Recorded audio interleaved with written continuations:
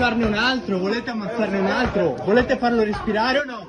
Volete farlo respirare? Le immagini riprese con il telefonino da un passante in pochi minuti hanno fatto il giro del web e sono state trovate in rete e diffuse dal Mattino di Padova. Nel video si vede un giovane di colore che lotta steso a terra e bloccato da 3 vigili. L'episodio è avvenuto domenica pomeriggio nel centralissimo corso Umberto I. Il giovane straniero che stava correndo in bici in un tratto pedonale e non indossava la mascherina non si è fermato all'alto intimato dagli agenti della polizia locale. I passanti hanno cercato di difenderlo e hanno filmato la scena.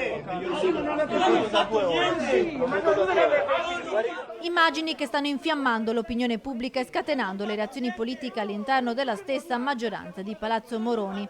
L'assessore alla sicurezza Diego Bonavina ha chiesto subito un dettagliato rapporto al comando della polizia locale. Non serve ribadire, spiega Bonavina, che la nostra amministrazione da sempre e coi fatti ha dimostrato di essere attenta tanto ai diritti quanto ai doveri di tutti. Capisco che questi episodi siano spiacevoli per tutti, agenti compresi, soprattutto dopo i gravi episodi avvenuti negli Stati Uniti, ma mi sento di escludere che il caso in oggetto nasca da quell'humus culturale sbagliato e correttamente condannato.